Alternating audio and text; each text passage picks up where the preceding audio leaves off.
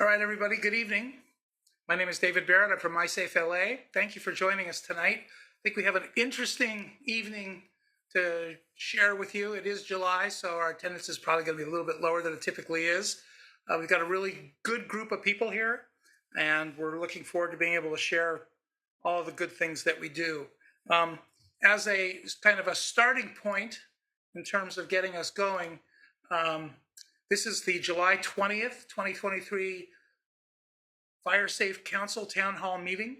MySafe LA is a designated Fire Safe Council for the County of Los Angeles and the county coordinators for CAL FIRE and the California Fire Safe Council for all of Los Angeles County and for all of Riverside County. So we're really glad to have you all here tonight.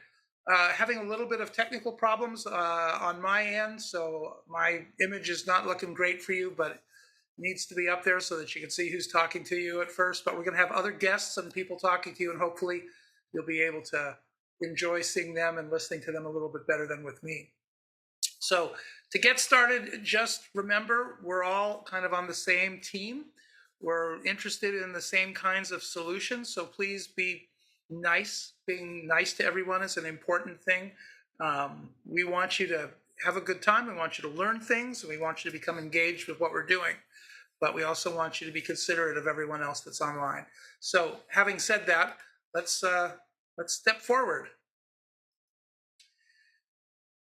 For information about what we're doing on an ongoing basis, you can always go to our website, mysafela.org/wildfire. Some news about this: we've been building our wildfire component up, and sometime between the middle of September and the beginning of October, we're going to split out into an entirely new wildfire-specific website, which will be a sister to the mysafela.org website. So stand by for that. I think it's an important part of our overall model, and it's one of the biggest threats to the city overall and to the county. CAL FIRE is just about to introduce the very new, very high fire severity zone mapping for the state, and it looks like Los Angeles County will still be the third most at-risk county in the United States relative to wildfire threat for structures.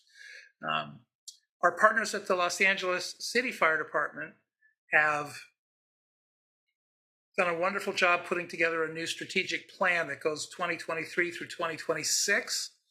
And as it relates to community, that strategic plan partners MySafe LA with the Los Angeles City Fire Department on collaborating for all things related to community risk reduction and wildfire engagement. So we're very pleased with the partnership we have with the LA City Fire Department, and the new strategic plan is a strong one, and it really points the department forward on the path.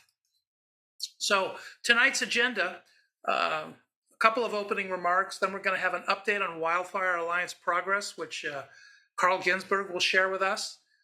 Disaster Preparedness Officer Captain Rico Gross is going to talk a little bit about what that means and talk to you about the Community Emergency Response Team model, specifically how it relates to situations that may involve wildfire. Our history tonight is going to relate to the Sayre Fire, and then we're going to talk a little bit about what's coming next. We always try and do that. We want people to know about the future and as well as the past, and to be able to recognize all of the different things that are important for you and your homes. Remember, we're not mandating that anybody do anything. We're providing an environment that you can take advantage of and giving you some tools to make your home, your family, your pets, your relatives, and your property safer from not only wildfire, but any number of other nasty things that may come along. So with that in mind, my comments overall is that we want your feedback. One of the most important things about wildfire is getting input from the public. And we have a research team, and it's really important that we learn from the public. So take a look at mysafela.org/wildfire. The page up at the top, you'll see survey. If you click on that, you can take the survey. It just takes about 10 minutes, I would say, perhaps even less, but it gives you a chance to tell us what your opinions are related to where your home is, where the community is, what your concerns are, and what you want us to know about the overall wildfire situation where you live. LA is a big city, and we have a number of communities that are very wealthy, but we also have a number of communities in the wildland urban interface that are not wealthy at all. And we're concerned equally about both. Often when grants are provided or when federal or state people are looking at losses, they look at what are the most expensive losses. We want to try and reduce and prevent all losses. Well, so do they, but we want to take advantage of making certain that we reach everyone and that we do it in an effective manner. So having said that, if you can take the survey during the next couple of weeks, it would be extremely helpful to us as we build some of the forward-looking things that we're talking about. And if you've attended past meetings, you'll know that, for example, we're planning a Saturday all-day wildfire symposium where you get a chance to see apparatus, have educational sessions, meet with insurance companies, deal with vendors that harden homes and create defensible space. So there's a lot of really good stuff that'll happen in that event.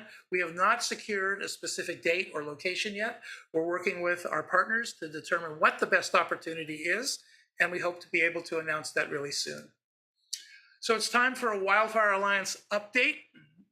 Carl Ginsberg, who is our wildfire coordinator and is terrific to listen to and is very actively involved in this, is going to share where we're standing right now with the Wildfire Alliance partnership with the Los Angeles Fire Department and with the community. Carl, it's all yours. Good evening, everyone. Thank you all for coming to the meeting.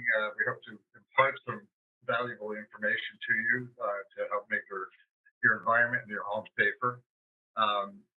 Let's go to the next slide, please. So at this point, we haven't been doing this for very long, but you can see that we've made a considerable amount of progress. Part of that is due to the assistance of the Los Angeles Fire Department, the council district, all over the fire-prone area have been very active in working with us and introducing us to homeowners associations and other groups that are interested in getting Fire Safe Council certification so that they can take advantage of the program. 11,800 number of homes are in the 2,100. I'm sorry, the 21 homeowners associations that we've engaged so far, which breaks down to 35,000 people, which is a substantial number. We're targeting for this year to have bring us up to about 30 number of homeowners associations engaged, and some number of those certified as we move along. There's a lot more target areas in the city, possibly 20,000 number of homes, and which also translates into another 58,000 people. That's a dent in the number of people that we have in the city and number of homes, but we hope to make enough progress to show that at least a good portion of the city is getting prepared. So what we provide is a community threat assessment to the National Fire Prevention Association standards, which is the national organization that provides education, training, certification, and all things related to fire, electrical safety, all different types of things that require a level of care because there's a danger involved. So in combination with the LAFD and with our people, we'll look at your neighborhood and we'll try to bring it up to the standards, which will enable you to get certification. So we'll perform home evaluations and provide checklists for improvement. Now, in some of your areas, there are a lot of homes. Probably be helpful for the group that's going to be running the Fire Safe Council in your neighborhood would be to point out homes that need special attention. In the smaller areas, we can get to a greater number of the homes and identify anything that we think needs improvement. We'll give you printed checklists for different items that we recommend, and we'll try to follow up with you to make sure that these things are getting done. All of the efforts to harden your home, to keep flame out, to keep little burning embers out of your home, because that's one of the great dangers of fires, especially when we have winds during the stand down and wind period. The resources for home hardening, we have lots of different printouts, printed material. We will refer you to a lot of online resources where you can get more information about things that you might look at to improve your home. There's a lot of inexpensive things, and of course, there's a lot of expensive things that you can do. But it all depends on what your situation is and what condition your home is in this point. Marketing efforts to help your homeowners get traction, or your associations get traction with the individual homeowners. We know that in large areas, getting all of the homeowners in line with what we're trying to do and get them on board is very difficult. So we'll try to provide you with online marketing that you can put on your website, printed materials that you can hand out, and of course, we hope that you are able to get more people to join us for these meetings so they'll get an idea of what the situation is and help support everybody in your homeowners association to get involved. Sometimes it's tough, but we'll try to make it easy. Contributions to your wildfire committee meetings. We're happy to join you at the meetings. We'll help you work through our workbook. The workbook is something that we provide, which gives you step-by-step organizational information. At some point, there'll be a sign-off where the LAFD and MySafe LA will sign off on it once your area or your homeowner association has reached a level of compliance with rules for becoming a fire safe council. And once that's signed off, you will be registered with the state as a legitimate fire safe council. Something to remember is that all of this leads you to a point where, as a nonprofit, the homeowners association can apply for grant money, which is an important thing. If you have some homeowners in your association who can't afford to provide some of the home hardening, the grant money will help to move that along.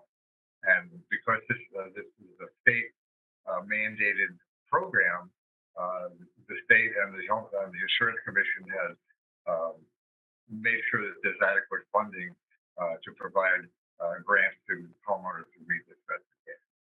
So we'll be there to help you in any way that we can, either in person, online, and we'll guide you through the whole thing and all the steps that are necessary to get where we want to be.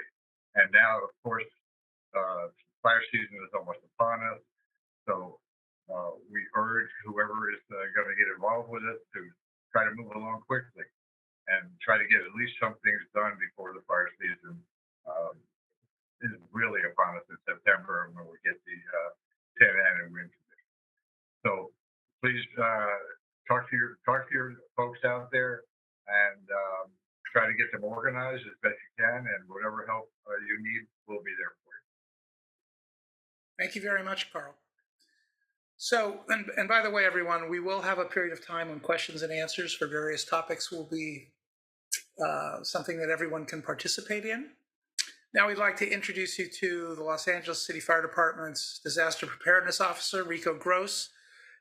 He's responsible for the disaster preparedness related to interacting with the public, and also underneath him is a Captain One that manages the Community Emergency Response Team program. And tonight, Captain Gross is going to talk to you about exactly that, community emergency response, how it relates to what we do, and how it relates to wildfires. So having said that, let's swap screen sharing. And to that end, let's start screen sharing for Captain Gross. All right, well done. Thank you, sir. And everybody hear me okay? Give me a thumbs up. Yep. Give me a clap, clap. But everyone's so we are slow. That's okay. I can see their faces. Can't be honored enough by being in this collaboration. I know MySafe LA has been a part of my entire firefighting career, as has CERT. And now as a Captain 2, it's a great honor to be here. And you'll see from this presentation that it's really a collaborative effort at all times. Like Carl was mentioning, there's a lot of avenues we can take to better protect ourselves, provide for ourselves, get our communities more prepared, more resilient, more hardened. That being said, thank you for having me. Think about this for a second. The LAFD mission is to preserve life, property, protect, safeguard communities, relentless commitment in emergency preparedness, prevention, response, and recovery. That's from our current strategic plan, just recently changed. And when I read that, I'm not only honored by that, but I really respect the intent. However, let's think about something. We're putting out fires. We're down the street from your home, and you have questions. Those questions might be, is the fire coming towards me? Do I need to leave? Are my pets and family safe? What do I need to be safe? Where are the firefighters? I don't see them outside. I really don't like you having those questions, and really that's why I'm here, is to provide those answers, at least give you an idea or a path to gain some success. And alongside that, demonstrate what a community does, a community emergency response team. So we're going to prepare you to prepare for some disasters, and knowing that that is protecting everyone you love. Some questions that I want to cover today. Who and what is the disaster preparedness officer, and why? How did the DPO collaborate and LAFD collaborate with MySafe LA? What is CERT in their role, and is it more complex? Is it changing? How is CERT utilized in wildfires? And if you wanted to, how would you get started in CERT? Then we'll open it up with some communication or some questions. We may do that at the end. That'll have to be Commander Barrett. That being said, hello. My name is Rico Gross. I'm just a family member. I'm just another person who loves helping people and really has a desire to learn what right looks like. And that's why I'm honored to be here. MySafe LA, they show me what right looks like. They're a tremendous example. However, so are the volunteers I work with every day, and not excluding the other firefighters I'm with. So really quickly, and I'm going to fly through a couple of these slides. Give me a thumbs up if I'm going too slow. Give me a thumbs down if I'm going too fast. I'm an emergency manager, plan maintenance, response with city departments, preparedness, resilience. I'm also a captain level 2. In LAFD, there's 2 levels. A 1 is subordinate, and the 2. Captain 1 monitors our CERT unit, and I assist with that and our volunteer activation response. The city has 33 annexes and citywide plans in the event of disasters. I want you to be aware of those. I want you to be prepared for those, and also know how CERT, MySafe LA, and all of us as a community, a village, are going to take care of that. So, disaster preparedness officer, just very briefly to go into it a little bit and elaborate just a little more. I'm the liaison with our emergency management department, not just that plan revision, but also response. So if there's a major disaster or even a planned event such as the LA Marathon, not only would our CERT team activate, but I would activate for a citywide coordinated effort. That way, if something ended up looking like the unfortunate Boston Marathon bombing, we would be prepared for that. We have prepared ourselves, and I want to make sure you're ready for that. The Community Emergency Response Team is awareness, training, response, even with LAFD, which is pretty unique. That's a picture of our EOC and our response. That's a picture of some of our CERT team members doing training and responding to an incident. Very powerful and impactful for me, and something that is that's something I take a lot of pride being aware or being a part of. That awareness to me is, how are you prepared, and what do you need to be prepared? What disasters are you aware of? Some of the things we may provide as CERT team members and as firefighters, and we'll get into that a little bit more in a moment, are extinguisher, stop the bleed, hands only CPR, and then the CERT basic training. To understand how CERT affects the community, you have to understand what the training is. It's about 7 different modules that take you everything from organizational charts of how the command structure forms to lifting up a vehicle if someone's trapped under it. Very powerful, very instrumental to protect yourselves and your loved ones. Really, that's what we're talking about, that response. And then also the disaster preparedness officer, my position, is responsible for the emergency preparedness guidebook. Just a document that we have that talks about the 16 greatest hazards that we feel would impact Los Angeles, and how to mitigate and how to protect yourselves in those situations. So Why am I really here? There's something that I have difficulty really contemplating. And even though I'm the disaster preparedness officer, I work with EMD, we have all these plans. There's 40 city departments, 40 that can respond to that emergency operations center to ensure the safety of the public.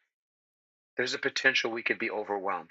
There's a potential we have to reach out to MySafe LA, Red Cross, neighborhood councils, organizations, faith based, businesses to enhance our abilities and make us stronger to protect the citizens. And really, that's why I'm here, our outreach to the public and how we can collaborate together. I'm not going to go into every one of those because that takes a lot of time, and I want to keep this brief and get it open for questions and our other presenters. However, we are going to talk about how we collaborate with MySafe LA. And this is one of my favorite pictures that I found. Dave Barrett, I met years ago. I think Captain Owens introduced me to him. And he was very straightforward in his outreach and his goals and how I, as a firefighter, could integrate. And at the end of the day, this is what it looks like. That's a CERT team member, two of them. That's Dave Barrett. That's MySafe LA. That's a fire vehicle. We are a family, and we have to be, because when something large happens, we all have to know how to best practice the best practices to take care of each other.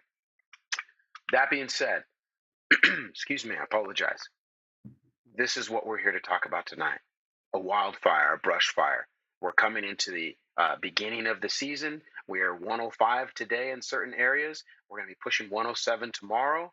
There's a lot of engagement that I'll discuss in a little bit. But right now, I want you to think about our collaboration and what that looks like. And truly, it looks like this: it's you, it's the public, it's how we all engage with each other. Excuse me, regardless of your level of training, there are multiple layers of awareness that we can provide in our collaboration to you to better protect your families and be ready when the disaster happens. In this case, that brush fire. Why is it so important?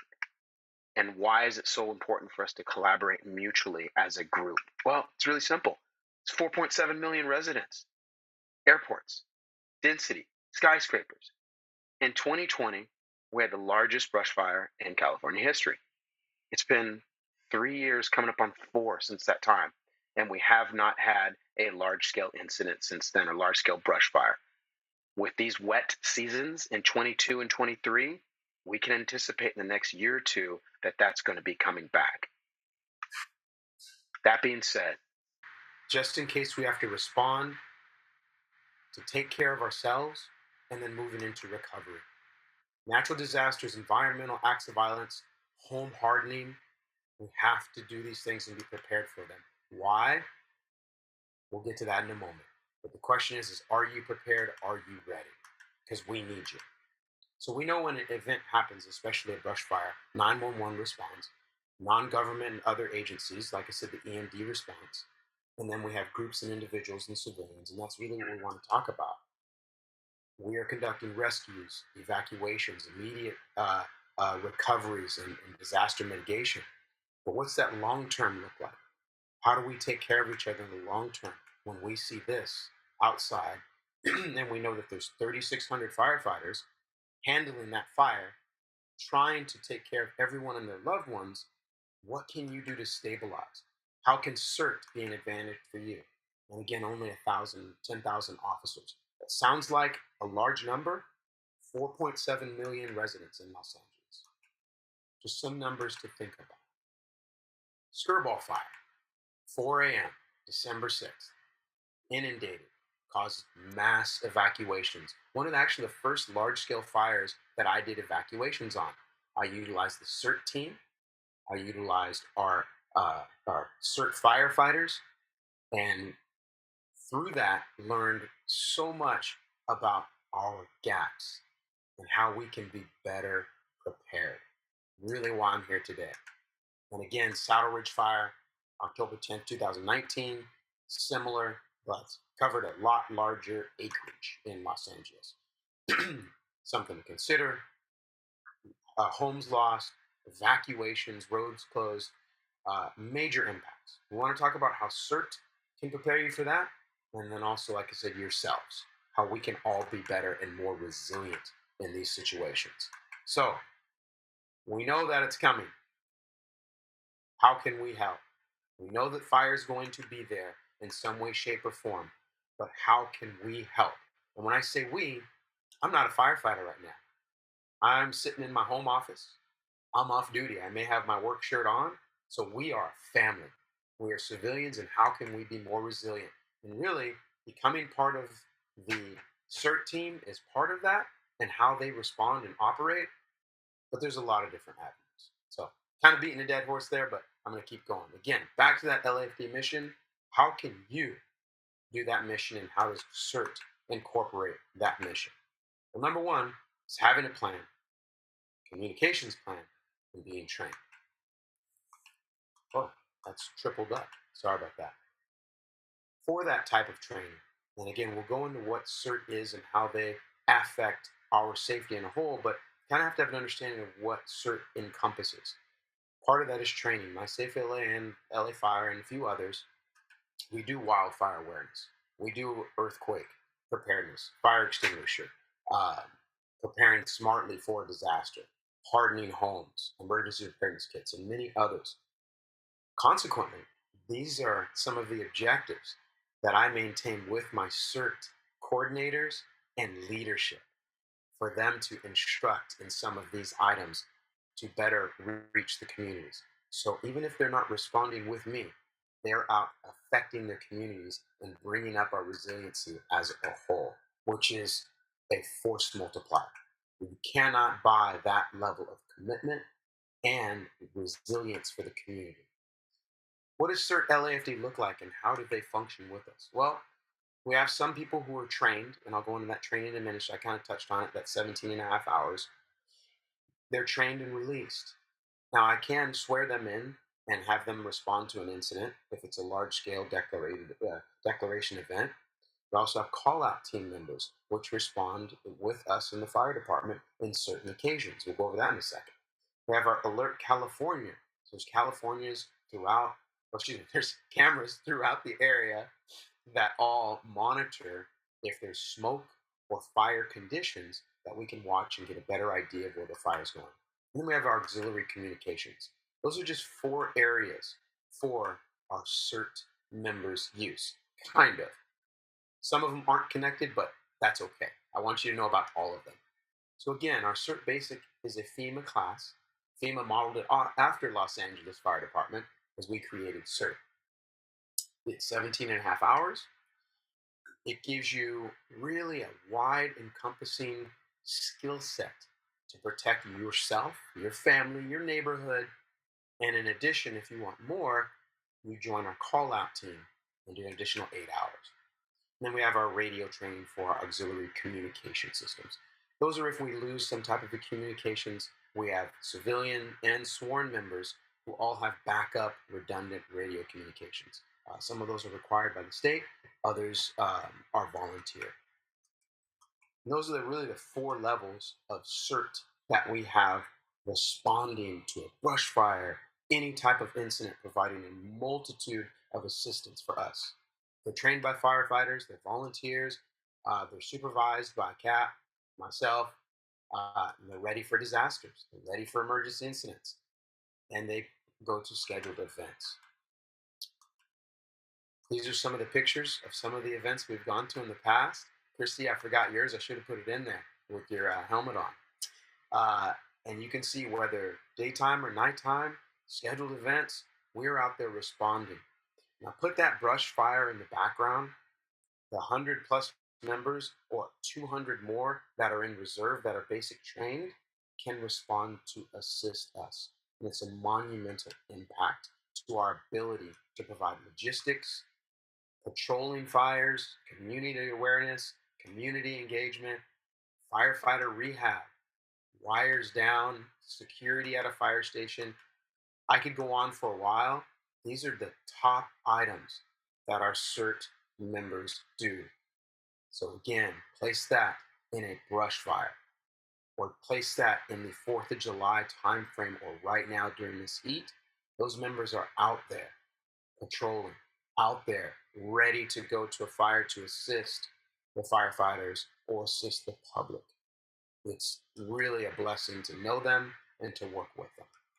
So, takes me to the next portion. What does CERT look like in the future? Well, I have to ask you a couple questions. Are you prepared? What can happen? Who's coming? You have a fire in your house, there's an earthquake, or in our scenario here tonight, it's a brush fire. Do you know CPR? Are you aware of home hardening? Are you professionally trained? These are questions that I ask people regularly when they come to me and say, what can I do? These are the things you can do. Preparedness is us. CERT is us. I love volunteering as a CERT member. I'll do it nationally and locally. It's our family. It's you. So, what does CERT look like in the future in my eyes? With 3,000 organized programs right now, today. Let's make it bigger. LA and San Francisco are the largest. Their program's called NERT, Neighborhood. National CERT Association, becoming a member of them and knowing their changes and their funding. And then state and FEMA trained. And the training's very straightforward. A lot of it we can offer online. I'm not going to go into too much of that tonight, but I just want to make it available to you and let you know how to get that contact. So my goal is to make regional training centers, to take our 4% funding and get it closer to 10%. And we're talking millions of dollars. Making it inclusive of our priority populations. Those are our populations of socioeconomic, of language, of any that are underserved. Those are my priority populations. And what CERT looks like in the future is engaging each and every one of them and showing them how to be resilient, giving them the tools and the training to protect their families and loved ones. And then, as it states at the bottom there, recruitment of the 140 countries and 224 languages in Los Angeles alone. To me, that's what the future of CERT looks like. But it also looks like this. In this room, there's over 1,000 people from the National CERT Association Conference. And forgive my silly face, I'm literally in awe. At that head table are the heads of FEMA. Around that table are the fire chiefs of 15 different departments. And around them are community members from across the nation. I was so humbled to be there. That is what I think CERT should look like in the future on an exponential level. That's a coordination of MySafe LA, our Listos for Spanish, our state and regional supporters, Ready Your Neighborhood, FEMA, a lot of agencies to get us to the finish line, which is providing awareness training and availability of resources to everyone. So, CERT, it's you when it comes down to it. You may be not trained at all. I can get you there. But it's you. When people think that it's something that's obscure and obtuse and they can't get to, we can get you there. So remember that brush fire. You see the firefighters, you're wondering about your house, you're fearful, you're worried. We have tools for that. And that way, this picture of you makes you more resilient and ready to respond and protect yourselves and loved ones. Couple finishing slides. I want to give you some tools. Alongside our CERT teaching, we have our online platforms, as MySafe LA does. It's phenomenal. LAFD has the Ready, Set, Go, and we also have a disaster preparedness site, and that's just LAFD.org and LAFD, a lot of words. Disaster preparedness, excuse me. Excuse me. But also, just to be informed with radio communications. Ensure you have some type of backup systems. All of our CERT members have these capabilities at all times. They have to be able to respond with us. Theirs are a little bit more heightened, but be aware of what radio broadcasts are out there. Reverse 911. And then these venues from LA County and Notify LA. Everyone should be signed up, so at a minimum, you at least have the notifications to keep yourself safe. Alerts, notify LA. If you have a moment you want to scan that, go right ahead. And what it is it's our emergency broadcast system through EMD and LAFD. If there's any event of an emergency, we broadcast that out to an area. To me, that's the number one way to be prepared. Trained, second, informed, first. Also, one quick thing I need to touch upon. Whenever we talk about wildfires, CERT responding to that, fire responding to that, we have to understand evacuations really quickly. LAPD may send you an evacuation order, a warning, a shelter in place. These are very confusing, very confusing. I'm not going to go into them too much. Just know that you want to be prepared beforehand. You want to be informed. And whatever the direction is by that law enforcement, please, please, please adhere to it. And understand that the terminologies come down to, do I leave now or should I prepare? That's it. Excuse me. I'm not going to go into the routes other than know that they're constantly changing. If there's a fire, and I put this in the harbor, if there's a fire down the street from your house, I have no idea where that's at. So that's much different than the picture I have in my head. Know how you're going to get. Plan early and know what your routes are. That slide says the same thing. Sorry. And at the end of the day, what I want to make sure you do is, again, have a plan, have an alternate site, know the current events, where your family assistance center are, and especially if you have persons that have disabilities, that we have provisions for those or notifications to the fire department that there are those persons in your home. So I'm not going to go too much into be ready, making a kit, making a plan to be informed, but I have to at least mention it because I can't talk about brush fire without doing that. Because at the end of the day, if you are untrained or uninformed, but you have a kit in your house, and my CERT team member knocks on your door and says, hey, we got to get you to a safe location, you'll be ready to go. You'll be prepared.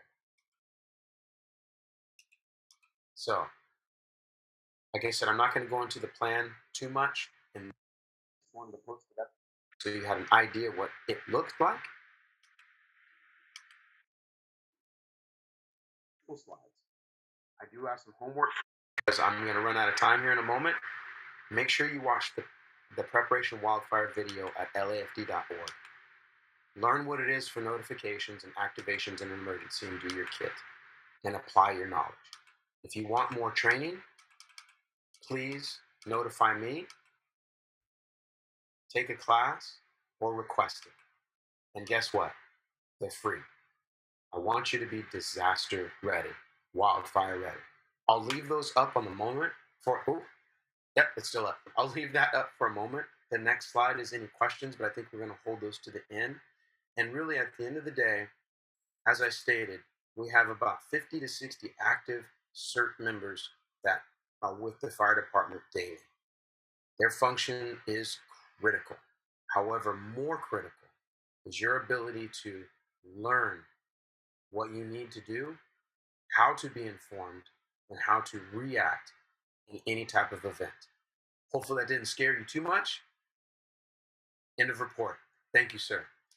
You bet. One thing, Cap, that you might share, CERT just had its first unique class of CERT graduates.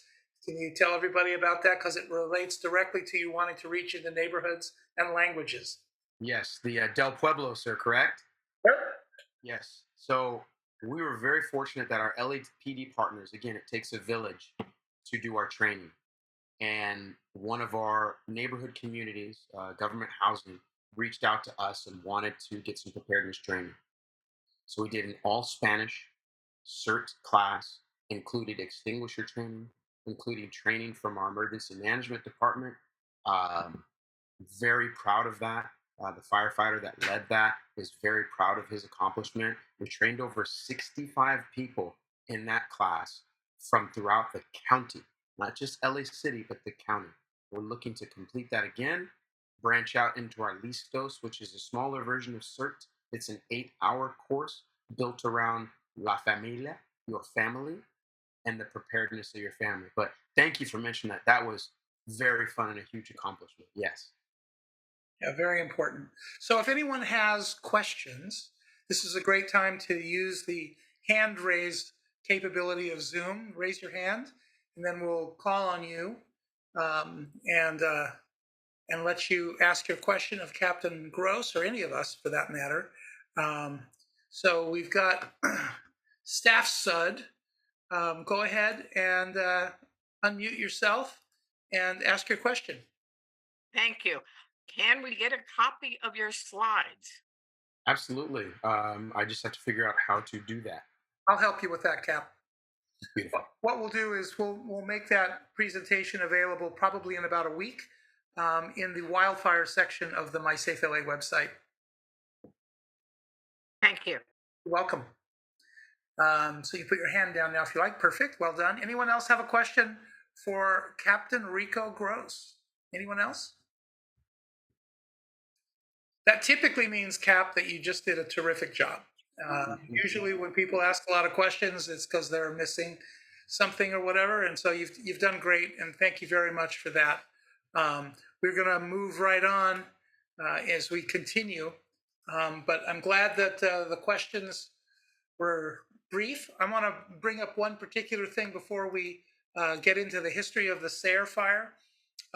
It's indirectly related to wildfire, but as you know, the 4th of July just passed us by a couple weeks ago, and MySafe LA has been very active relative to the prevention and the reduction of the use of illegal fireworks in Los Angeles. This past Tuesday at Fire Commission, RICO's supervisor, Assistant Chief Robert Nelson, provided a report on the LAFD, LAPD, and MySafe LA's actions related to fireworks. People are always interested in what's going on with fireworks.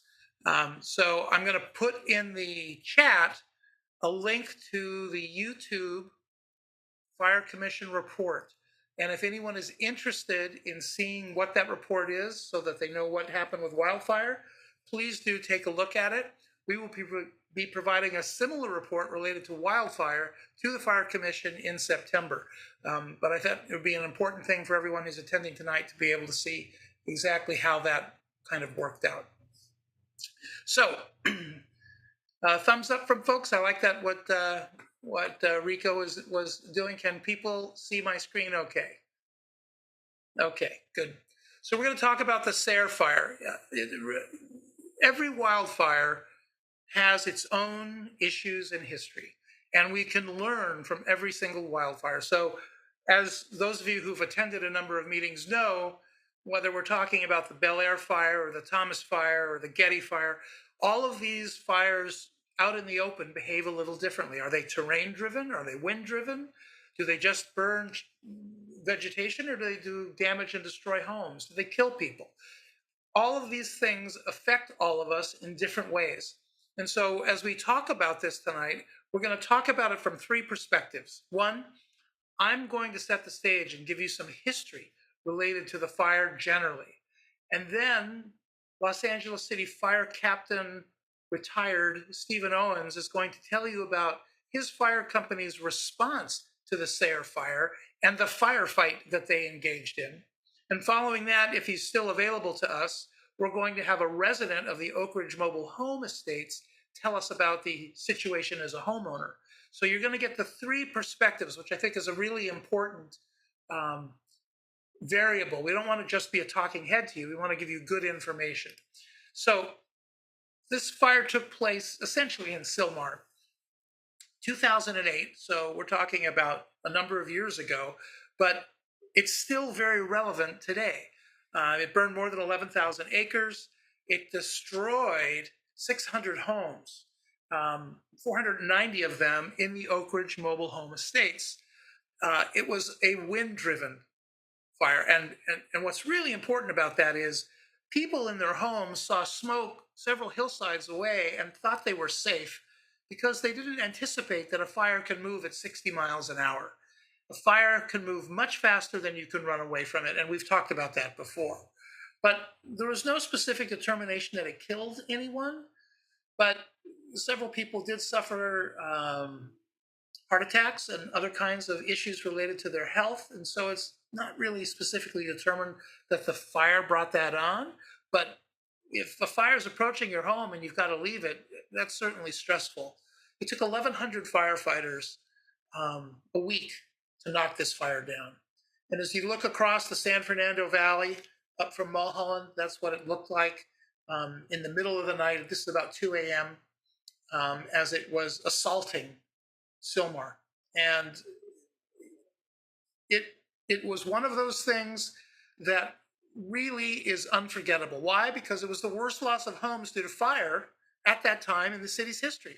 More homes lost in the Sayre fire than in the Bel Air fire, which, as many people know, is the famous fire because it burned out all of the stars from their homes. So this is kind of along the 210 freeway for those of you that don't know exactly where that is. As I said, we were moving at 50 miles an hour. Arnold Schwarzenegger, who was the governor of California at that time, called it a perfect storm, right? So that's low humidity, high temperatures, dry brush, strong winds, all of the things that we think about as being an unusual situation. Well, guess what? In Riverside right now, we see the aftermath. The knockdown is very soon to come from the Rabbit Fire, which was operating in the same kind of a perfect storm. Very high temperatures, very low humidity, and wind. So those things can happen this year, even with a rainy winter. And that's a really important thing for us to keep in mind. It wasn't just the homes, though, that were destroyed in the Sayre fire. It also caused extensive damage to some of the national and regional parks. There were 9 of them affected. Stetson Ranch, El Carrizo, the Wilson Canyon Park, which is in Sylmar, Placerita Canyon, Whitney Canyon, Ellesmere Canyon, which is in Newhall, and even as far west as the O'Melveny Park in Granada Hills. So this is a significant impact, which took years to remedy, for nature's work to come back, where vegetation regrew, for homes to be rebuilt. Back in 2008, it was a little bit easier on the insurance side. But as you know, we're talking seriously about insurance and how that works over time.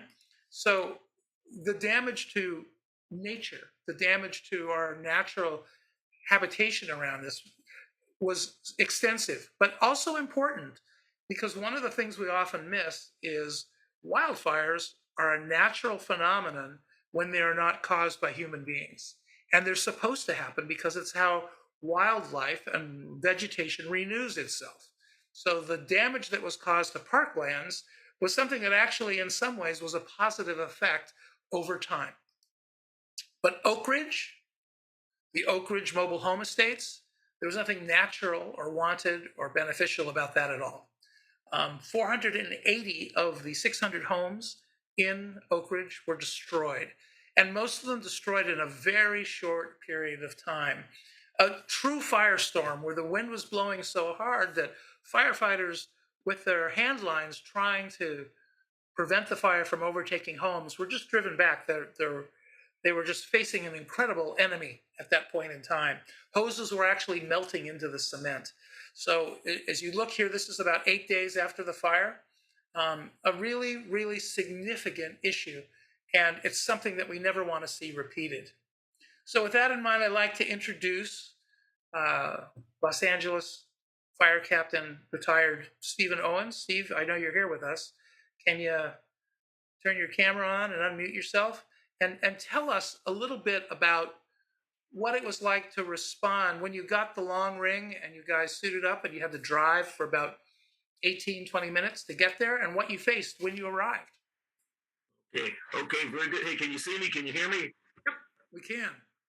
Outstanding. Good evening to everyone.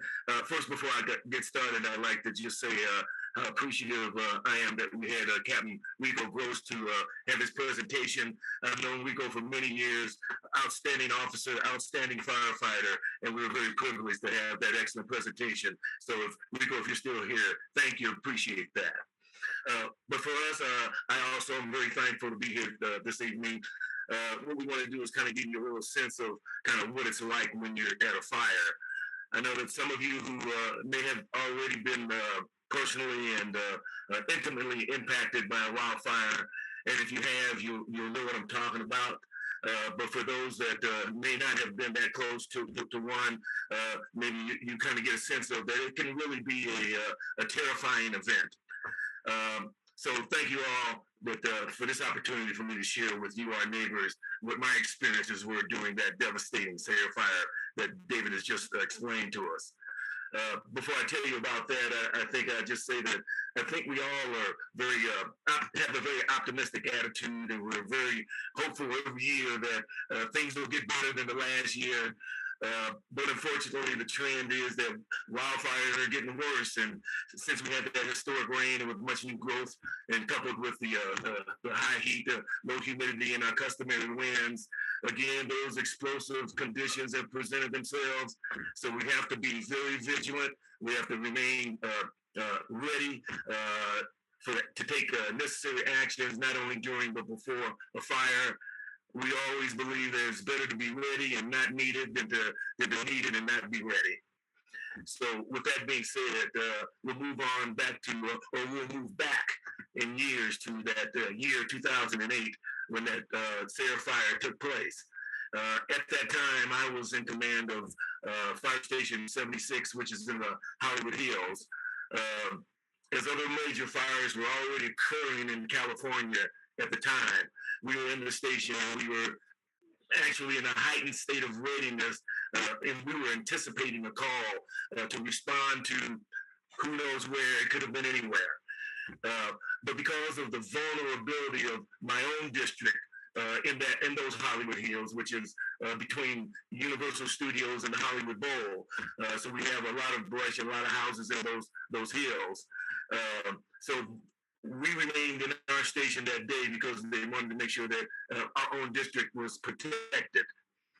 But as the Sierra fire took off and was overwhelming resources, which a fast-moving brush fire can do, we were later relocated to a staging area near Fire Station 91, which is in Silmar. While we were at that staging area, and I was listening to some very frantic radio traffic, and it was a very chaotic period. It was nighttime, and you could see flames all over the place. So at that time, out of our station area, Engine 76, by ourselves, because they were trying to have resources going all over the place. So they had to modify some of the dispatchers.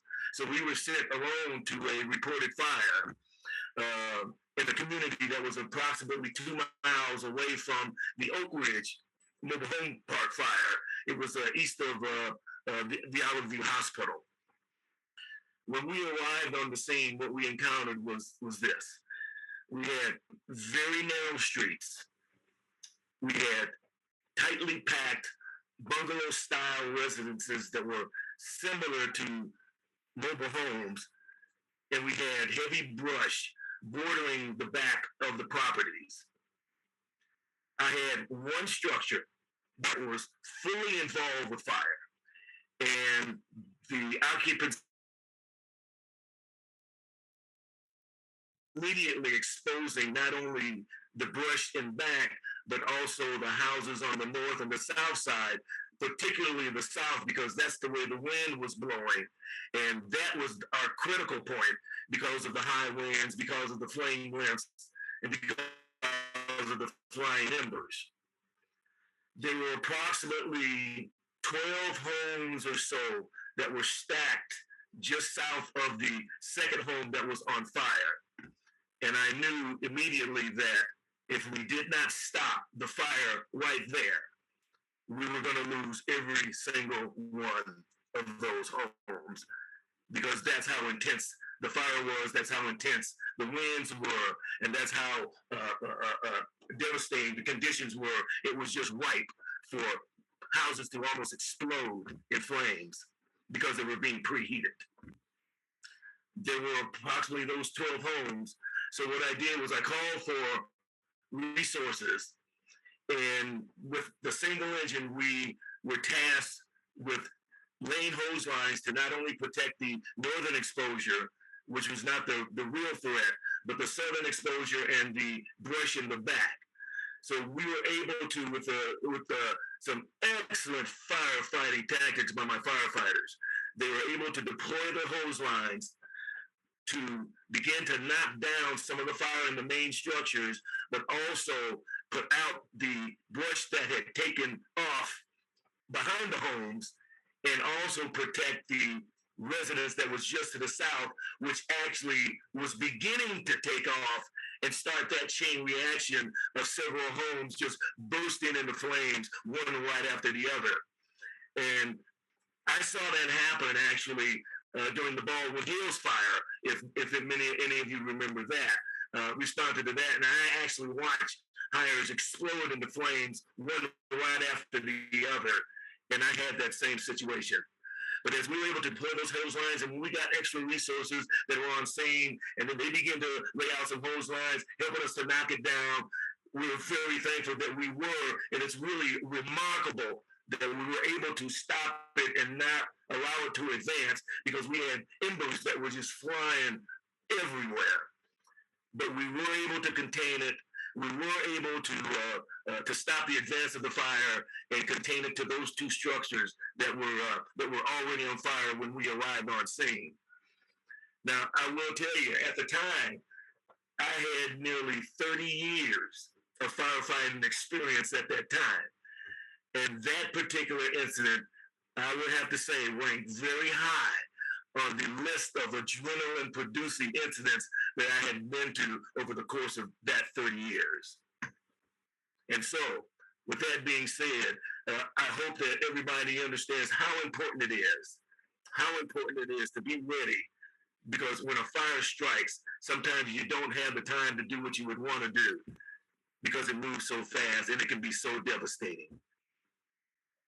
And so if anybody has any questions for me, I would be happy to entertain those. If anyone has questions for Captain Owens, this is a great time to ask. We're going to follow that up if Tom is available with us still tonight to let him tell us about his experience in Oak Ridge. But if you have a question on any topic related to wildfire for Captain Owens, Oak Ridge was not his only rodeo, but it was probably one of the most, if not the most significant fire that he faced in his entire career. But very, very experienced. That's why he was in the Hollywood Hills, because he was a brush expert and his crew was well trained in that regard. Anyone have questions for Captain Owens, or should we move on? Skipper, you did great. I know you were using a backup computer, and we understand the audio clipping that was taking place, but and we understood that was going to happen. But you did great.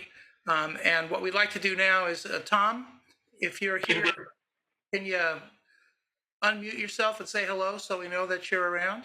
I'm here. All right, Tom. Everyone, Tom's going to introduce himself. He's a resident in Oak Ridge, was really close to the area where the fire entered Oak Ridge. Tell us your experience, Tom.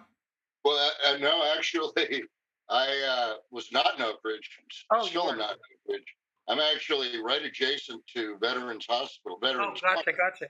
I'm about 600 yards from the point of origin of the fire. If I can share my screen, I'll show you something about embers flying. Sure. I don't know if you want me to do that, but feel free. No, I'm about 600 yards. I'm about the third closest house to the actual point of origin of the fire.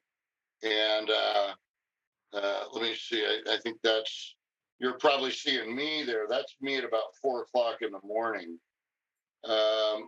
after the fire. I was very well prepared for this. I had read about the brush. I had read a lot. I've since been through CERT twice, and I had a lot of information. I had a lot of equipment, as you saw in the picture of me. I had an Omex hood, and I knew how to dress, and I knew what to do. I think I made up a timeline today from my video that my cameras had, and It was about 17 minutes before we saw the first fire truck. I think they may have gone to the park first main entrance, but CERT training and all of that, the CERT teams, the call out, the first hour, you just have to know what you're doing, and that's what we did. The first thing we did was turn the vehicles around, got them pointed out, went back in for the cats, the kid, not in that order, the pictures and so forth, and I think the van rolled out with my wife and the kid 20 minutes after the fire started. But like I said, we didn't see a fire truck until 17 minutes after the first report. And I will tell you that looking at the video, I watch carefully when I see film of an incident. And there's not many times that I have seen firefighters run like they ran in front of my house. They were moving, they were working. And yeah, I didn't notice it before, but tonight when I looked at it to do the timeline, they were running with ladders, and there was a lot of smoke. I think are you probably seeing a picture, a funny looking picture with a big white blob in the middle? Yeah. Okay, this is, as you can see, 2350, which is about an hour and 20 minutes after the fire started. That big bright spot is the ladder truck. That's their lights on the back of the ladder truck pointed right at my house. And this is us coming back. We had gone over to check on the neighbors. And we came, it's basically a constant round robin. And look at, you could see these embers coming through here.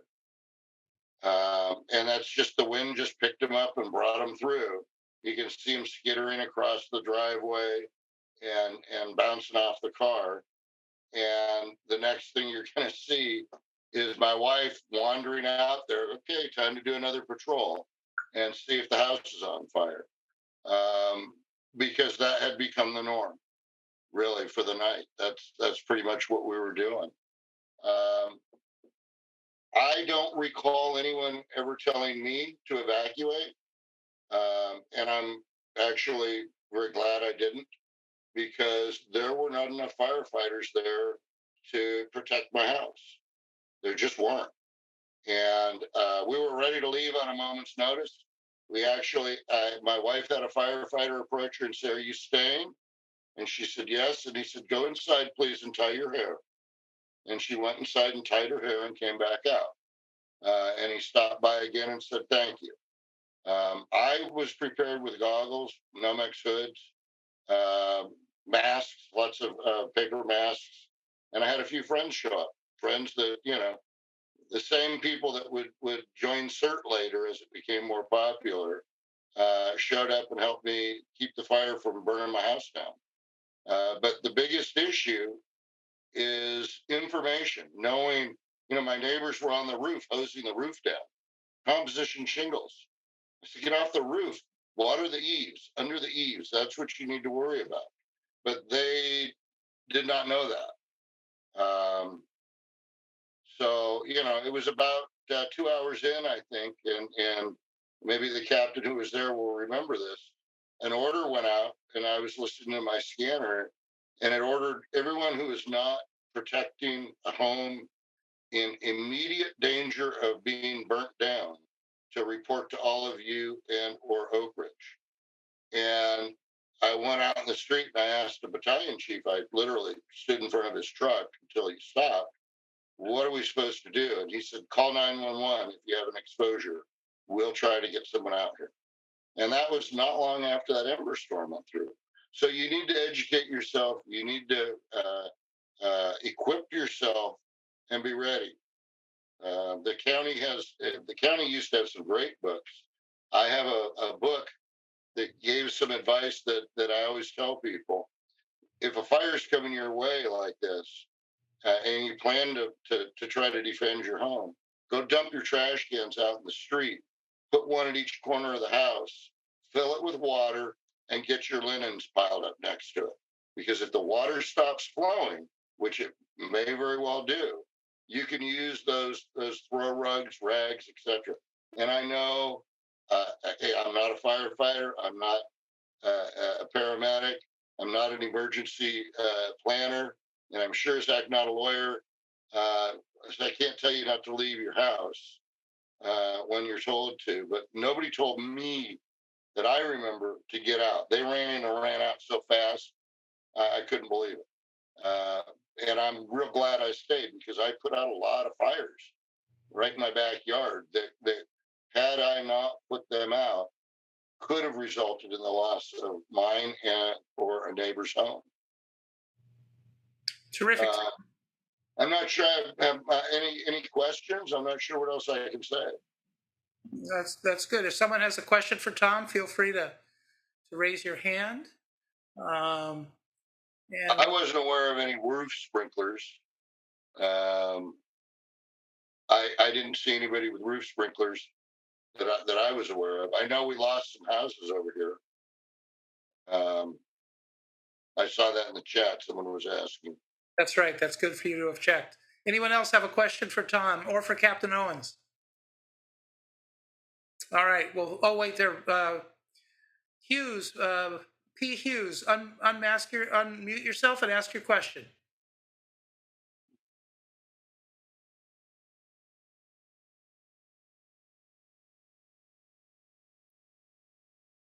Hi, I'm sorry. That's all right. I lived at the Oak Ridge Mobile Home Park at the same time your guest speaker did. And it was an horrific experience. Not only that, it was traumatic. I know that the firefighters were limited with the water supply, and that was part of what, besides the wind at 75 miles an hour, blowing those embers like softballs. I've lived through it where some haven't, but I'm now in a situation in Friendly Valley in Newhall, and I'm trying to set up a communication system. Is there anyone you could refer me to? Absolutely. I would suggest, first of all, that you perhaps send an email to Carl Ginsberg, who's our county coordinator. His email address is his first name, a dot, then his last name. So carl.ginsberg at mysafela.org. And that's good for anyone that needs to reach out to us. But if you reach out to Coordinator Ginsberg, then we'll be able to help you with exactly what you're looking for. I'm putting that my email on the chat. Give me a moment. You know, one of the things that my video, which ran from before the fire to afterwards, was noted by one of the investigators, showed was the weather. The fire. You hear people say fire creates its own weather. The change in the weather is amazing. And she said that when you see the glow on the house across the street, all of a sudden the wind changes as the fire comes over the hill and exposes us. You can see the trees moving different directions. A lot of things are happening very quickly. So the weather will change, and it will change for the worse. Yeah, it could definitely have a very negative impact. So as we move forward, and thank you to Tom, thank you to Captain Owens, and everyone who asked questions. Some lessons were learned specifically out of this, and it didn't happen necessarily in 1 or 2 years, but the impact of this loss of homes, the speed of the fire, and the challenges in fighting that particular fire led to some important things. First of all, aerial firefighting is an absolute required component of a wind-driven fire. Firefighters on the ground can only do so much, even if there's a lot of them. There's limited water supplies, and in fact, during this Sayre fire, water was a huge problem, particularly in Oak Ridge, but everywhere along the containment lines, both flanks, water was a challenge. So the idea of not only the aerial firefighting abilities of the LA City Fire Department and the LA County Fire Department, but the idea of getting fixed wing aircraft that has substantial capabilities for not only water but fire retardant. So the super scooper firefighting air tankers is a huge thing to come out of that. And today there's a series of organizations. In fact, there's one in Los Angeles County made up of LA City and Orange County firefighters working in their off days called a Fusion Center. They coordinate the management of fixed wing aircraft responding to a wildfire. Unmanned aerial systems have emerged because of the capability of drones, but they're very capable now, and we're using them for threat analysis. Alert Wildfire is the camera system that Captain Gross referred to. And there are 500 volunteer ham radio operators. So there is a complete communications network that is separate from, but integrated to the standard forms of communication that you guys might hear about or think about. And then finally, the Fire Integrated Real-Time Intelligence System, which is it's linked to many different things, but FIRIS, as people tend to call it, is an essential component as we fight wildfire. And I know a lot of people have also been hearing about AI, artificial intelligence, and they hear about it as it relates to, like, making an actor look younger or replacing an actor. It has a real role in the writers and actors strike that is ongoing right now. But as it relates to things like wildfire, artificial intelligence can be extremely useful because it can learn from past fire experiences. And as cameras or other types of monitoring devices see anomalies and see things that may be dangerous, then this type of software can help get the right resources to the right places faster. So that's a really good opportunity as it relates to artificial intelligence and lessons learned following a fire like the Sayre fire. So before we go on, would anyone like to comment on anything that we've been touching on in the last few minutes? We'll just give you about 10 seconds to let us know. Raise your hand using not your camera, but the hand raising capability of Zoom. Anyone? Norma, unmute yourself and ask your question. Thank you. Yes, I wanted to know if our local airports played a big role or small role in the fire that you just mentioned, such as the Whiteman Airport or the Van Nuys Airport. So the answer to that is yes. The Los Angeles City Fire Department's air operations is based at Van Nuys Airport. And when the city contracts with fixed wing super scoopers and other types of aircraft, with the exception of the 747 that is often used, and there's a DC-10 as well, they're currently not available to us.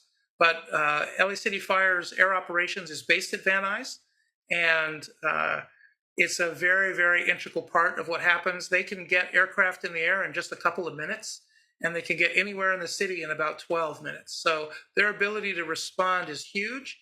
And I would tell you that in a wind-driven fire, the most important way to be able to get ahead of it and to contain hotspots and to protect firefighters on the ground is through both rotor wing and fixed wing aircraft. Tom, what's your question?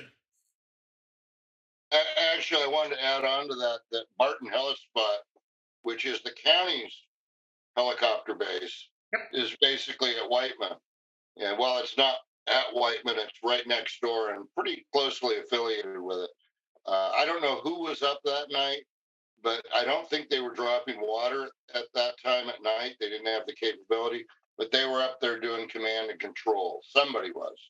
So between them, we saw a lot of them the next morning. Let me put it that way. Gotcha. Thank you, Tom. And someone asked about sirens in rural areas. There's many ways to try and communicate with people. Most of the sirens that existed when some of us were in school and we were concerned about nuclear threats and so on, those aren't, for the most part, functional now, but there are some new alert systems that are audible, that are oral systems, that may be implemented in the next few years. But right now, most of the communication is either related to radio or internet or telephone. So keep that in mind. And Tom, your hand is still up. So having said that, let's just check the chat for a second. People are happy about that. Great.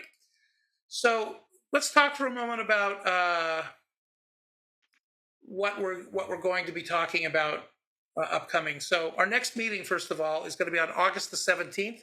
It's always the third Thursday of the month at 7 p.m. We do not want our meetings to ever go past 90 minutes. Everyone's time is valuable. So we try and pack a lot of information in that 90 minutes. And we hope that you'll be able to join us for that. But there's two things we're working on that are really important that we're excited to be able to share with you. Number one, we're going to be having some workshops that will help people understand how defensible space and home hardening works, where we will be doing demonstrations at safety fairs in areas of interest. And so we will be announcing those things through the mysafela.org/wildfire section of our website.